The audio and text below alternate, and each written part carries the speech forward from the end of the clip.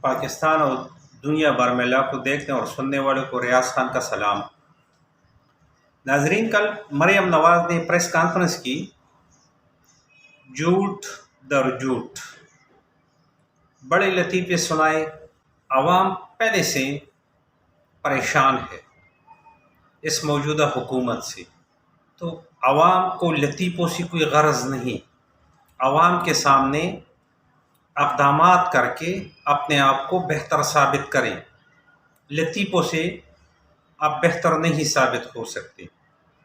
مریم نواز نے کہا کہ عمران خان کے بچے خود لندن میں ہے اور قوم کے بچے سڑکوں پر لا کر کھڑے کر دیے۔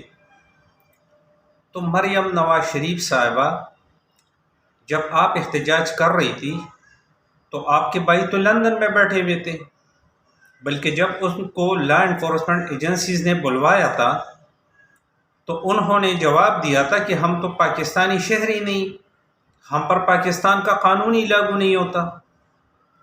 حالانکہ آپ یہ جانتی ہے کہ آپ کے بھائی پاکستان سے لوٹی ہوئے دولت پہ عیاشیاں کر رہے، جن فلیٹوں میں وہ رہ رہے ہیں وہ فلیٹ پاکستان کی عوام سے لوٹی ہوئے دولت پر خرید دی گئی ہے۔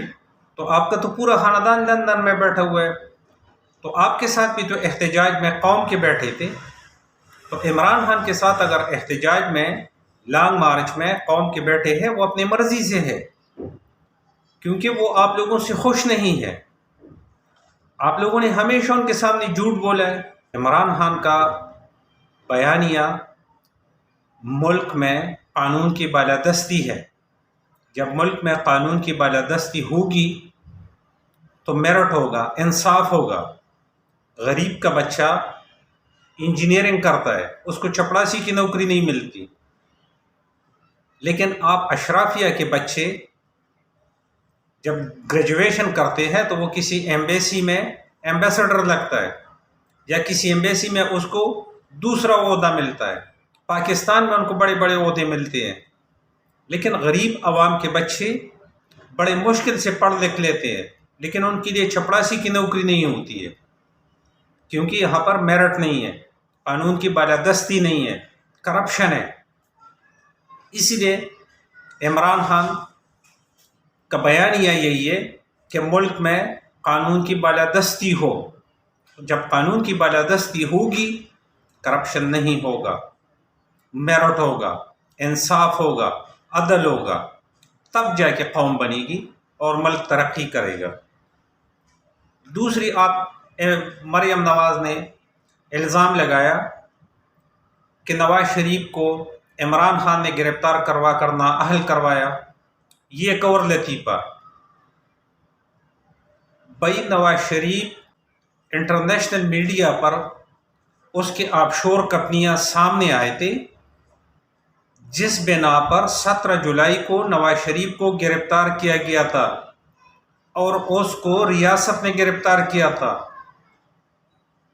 الیکشن تو 25 جولائی کو ہوئے تھے، عمران خان تو 18 اگست کو وزیر اعظم بنا تھا۔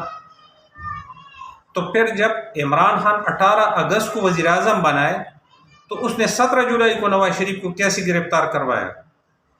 تو یہ ایک اور جھوٹ۔ عوام بہت کچھ جانتی ہے، یہ میڈیا کا دور ہے، یہ سوشل میڈیا کا دور ہے۔